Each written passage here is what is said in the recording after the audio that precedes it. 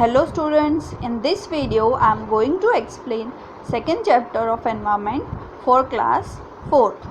Chapter 2, Year to Year. Looking at the first picture, we can observe that there is something wrong in this picture. Means हम इस picture को देख के समझ सकते हैं कि इसमें ज़रूर कुछ गलत है. Yes, ears. इस पिक्चर में एनिमल्स के पास अपने ईयर्स नहीं बल्कि एक दूसरे के ईयर्स हैं. Let's start with the first paragraph. Are this animals looking funny? The artist has drawn wrong ears on the head of the animals. Describe where the animals' correct ears are located in the space given below. Artist ने यहाँ पे animals के wrong years draw किए हैं और हमें उनके right years ढूंढ के नीचे दी गई स्पेस में लिखना है. जैसे कि फर्स्ट आंसर दिया हुआ है, एलिफेंट के ईयर्स किसके पास हैं? जिराफ के पास. और रैबिट के ईयर्स किसके पास हैं? डॉग के पास. द सेम वे आप सब दूसरे एनिमल्स के ईयर्स खुद ढूंढने की कोशिश करें और फिर मैं इसके आंसर्स आपको व्हाट्सएप पे सेंड कर दूंगी. Let's move to the next page. Different animals have different kinds of ears. अलग अलग एनिमल्स के पास अलग अलग टाइप के ईयर्स होते हैं. Among the animals given below, which one has ears that you can see? In which animals you cannot see the ears? Write in the table given below. Means नीचे जितने भी animals के name दिए हैं उनमें से हमें बताना है कि कौन से एनिमल्स के ईयर्स हमें दिखाई देते हैं और कौन से एनिमल्स के ईयर्स हमें दिखाई नहीं देते.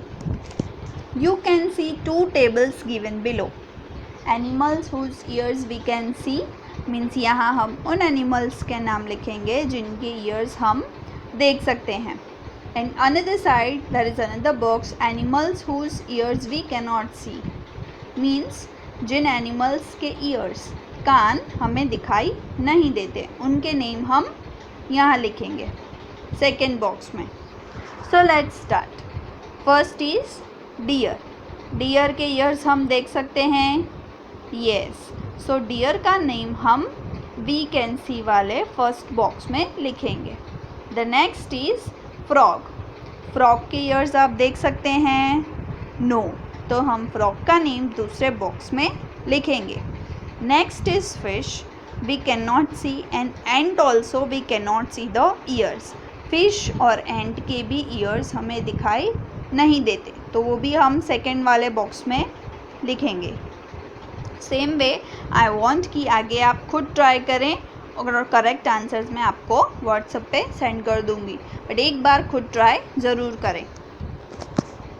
Do you think that animals whose ears we can not see really they do not have ears? क्या आपको लगता है कि जिन एनिमल्स के ईयर्स हमें दिखाई नहीं देते उन्हें सच में ईयर्स नहीं होते? Let us observe this picture. इस पिक्चर को हमें ध्यान से देखना है और नीचे दिए गए क्वेश्चंस का आंसर देना है. First is name the animals in the picture. इस पिक्चर में कौन से एनिमल्स हैं? hen, sparrow, parrot, duck, crow and the last one is frog. Next question. Can you see their ears? No, we cannot see their ears. हमें उनके ears दिखाई दे रहे हैं? No, हमें उनके ears दिखाई नहीं दे रहे. They all have ears even though we cannot see them. इन सब के पास ears होते हैं भले ही हमें दिखाई ना दे. Let's move to the next page. Come to the paragraph. You know very well that ears help us to hear. In some animals you can see the ears, in some you cannot. We cannot see a bird's ears. Birds have tiny holes on both sides of the head. Generally, the holes are covered with feathers. They help the bird to hear. आप सबको पता है कि year हमारे किस काम आते हैं? Ears help us to hear. कोई भी आवाज़ या साउंड सुनने में हमारे ईयर्स हमारी मदद करते हैं। कुछ एनिमल्स के ईयर्स हमें दिखाई देते हैं, कुछ एनिमल्स के नहीं दिखाई देते। पर नहीं दिखाई देते इसका मतलब ये नहीं है कि उनके पास ईयर्स नहीं हैं। ओके, उनके पास भी ईयर्स हैं, but we can not see them. Okay, birds के पास भी ईयर्स होते हैं पर हमें दिखाई नहीं देते। कैसे? तो बर्ड्स की हेड की दोनों तरफ, या कुछ एनिमल्स में भी ऐसा होता है कि उनके हेड की दोनों तरफ छोटे छोटे होल्स होते हैं। ओके, वो होल्स उनके लिए ईयर्स का काम करते हैं। बर्ड्स पर हमें ये होल्स दिखाई नहीं देते because they are covered with their feathers. Okay, birds पर हमें ये छोटे छोटे होल्स नहीं दिखाई देते क्योंकि वो उनके पंख से ढक जाते हैं, इसीलिए वो हमें दिखाई नहीं देते। If you look carefully, you will see tiny holes on a lizard's head. These are its ears. अगर कभी आप ध्यान से देखोगे तो आपको लिजार्ड के हेड की दोनों तरफ भी छोटे छोटे होल्स दिखाई देंगे। वो उसके क्या हैं? Ears. A crocodile also has ears like this but we can not see them easily. Same way crocodile के पास भी ऐसे ही ईयर्स होते हैं पर हमें दिखाई देते नहीं है। Now you know how to recognize animals by their ears. Let us recognize animals by their skin. अब आपको पता है कि एनिमल्स को उनके ईयर्स से कैसे पहचानना है। आगे हम सीखेंगे कि एनिमल्स को उनकी स्किन से कैसे पहचानना है। Okay, so let's move further. Match the animals shown here with the picture of their skin. Make the correct pattern of the skin on the picture of each animals. See, यहाँ पे blank मतलब white colour में animals draw किए हुए हैं और हमें उन्हें उनकी स्किन के साथ मैच करना है। तो ऑब्वियसली आपने इन सब एनिमल्स के पिक्चर्स तो देखे ही हैं, तो हम उनकी स्किन ढूंढ सकते हैं। यस, तो ये सबसे छोटी वाली जो है वो है हमारी स्क्विरल, तो उसको हम स्क्विरल की स्किन के साथ मैच कर देंगे। Then the next one is deer. Yes, तो ये रही डियर की स्किन। ओके, टाइगर कहाँ है अभी? Yes, the third one is tiger. और ये ब्लैक एंड वाइट में है ज़िब्रा की skin. And the last one is leopard. Okay, I hope you understood. The different pattern on the animals are due to the hair on their skin. Animals की skin पर अलग अलग pattern उनकी hairs की वजह से होते हैं। Have you ever seen an animal without hair? क्या आपने कभी हेयर बिना कोई एनिमल देखा है? Imagine how the animal would look if it does not have any hair on its skin. सोचिए, अगर किसी एनिमल की स्किन पर हेयर्स नहीं होंगे तो वो कैसा लगेगा? There would be no pattern और कलर। उसकी बॉडी पर कोई भी पैटर्न या कलर नहीं होगा।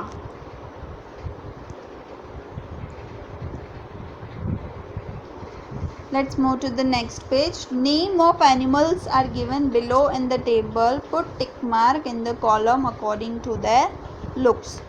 नीचे कुछ एनिमल्स के नेम दिए हुए हैं, हमें उनके लुक्स के अकॉर्डिंग उन बॉक्सेस में टिक करना है।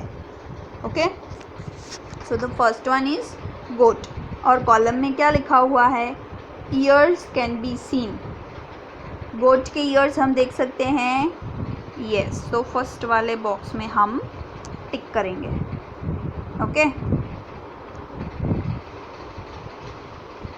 Second is ears be can not be seen. Already हमें उसके ईयर्स दिखाई देते हैं, हमने फर्स्ट वाले बॉक्स में टिक कर दिया है, तो हम सेकेंड बॉक्स में नहीं करेंगे। Has hair on its skin. Goat की स्किन पर हेयर्स होते हैं। यस, सो उस पर भी हम टिक करेंगे। Yes. Has feather on its skin. No, feathers तो बर्ड्स के पास होते हैं, सो गोट की बॉडी पे फेदर्स नहीं होते। Second is elephant. एलिफेंट के भी बड़े बड़े ईयर्स होते हैं जो हम देख सकते हैं, लाइक पेन्स। ओके, सो उस पर भी हम टिक करेंगे। Ears can not be seen में हम टिक नहीं करेंगे। Has hair on skin, yes, elephant की स्किन पे भी छोटे छोटे हेयर्स होते हैं। Has feather on its skin, no, elephant की स्किन पे फेदर्स नहीं होते। स्पैरो, स्पैरो के ईयर्स हम देख सकते हैं, नो, तो हम सेकंड वाले कैन नॉट बी सीन वाले बॉक्स में टिक करेंगे। Then has feather on its skin, yes, birds के पास फेदर्स होते हैं, तो हम फोर्थ वाले बॉक्स में टिक करेंगे। सेम वे पिजियन भी एक बर्ड है, तो उसके भी ईयर्स हमें नहीं दिखाई देते और उसकी स्किन पे फेदर्स होते हैं। Okay, next you have to try by your own. Let's move further. In which column you put tick on for cow and buffalo from the distance? Can you see the hair on their skin? Try to go near one of them. Can you see the hair? कभी काव या buffalo के पास जाके देखना कि उनकी body पे, means ऐसा ट्राई करना कि उनकी बॉडी पे हेयर्स होते हैं या नहीं। If you meet an elephant, would you dare to touch it? अगर कभी आप एनिमल से मिलोगे तो आप हिम्मत करोगे उसे टच करने की? Do you know that elephant also has hair on its skin? Okay, elephant की बॉडी पर भी छोटे छोटे हेयर्स होते हैं। Let's move further. Can you tell which of the animals mentioned in the table lay eggs? Find out and write the names of these animals in the green box. Okay, अब ऊपर वाले table में जो भी animals के name हमने पढ़े, हमें बताना है कि उनमें से कौन से एनिमल्स एग्स ले करते हैं। ओके, उनमें से कौन से एनिमल्स एग देते हैं, उनका नेम हम कौन से बॉक्स में लिखेंगे? यस, ग्रीन वाले बॉक्स में।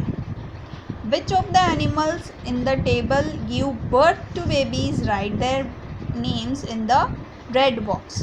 और जो भी एनिमल्स अपने बेबीज़ को बर्थ देते हैं, मीन्स डायरेक्ट अपने बेबी को, अपने यंग वंस को जन्म देते हैं, जो एग नहीं देते, उनका नाम हम लिखेंगे रेड वाले बॉक्स में। ओके, मैं आपको 4-5 एग्जाम्पल्स बताऊंगी, आगे आपको खुद करना है। So let's start. Goat, yes, तो गोट एग देते हैं या बेबी को बर्थ देते हैं? बर्थ देते हैं। ओके, सो गोट हम लिखेंगे फर्स्ट वाले बॉक्स में, रेड वाले बॉक्स में, because it gives birth to its babies. Then second one is elephant, elephant also give birth to its baby, so हम फर्स्ट वाले रेड वाले बॉक्स में लिखेंगे। Third is sparrow, sparrow eggs देते हैं या अपने बेबी को बर्थ देते हैं? एग्स। ओके, आपने देखा होगा कि स्पैरो छोटे छोटे एग्स ले करते हैं अपने नेस्ट में, इसीलिए वो नेस्ट बनाते हैं। सो उसका नेम हम लिखेंगे दूसरे वाले ग्रीन वाले बॉक्स में। Same way pigeon also we will write in the green box, second one. I hope you understood. Now look again at the table on the previous page. Underline the names of animals whose names are in the green box. Put circle around the names of those animals whose names are in the red box. ये फिर से आपको previous page पे, इसके पहले वाले page पे करना है। जो भी एनिमल्स का नेम ग्रीन बॉक्स में है उसको हम अंडरलाइन करेंगे और जो भी एनिमल्स का नेम रेड बॉक्स में है उनके नेम पर हम सर्कल करेंगे। Okay, next paragraph. So what did you note? Those animals whose ears you can see have hair on their body. This animals give birth to the young once.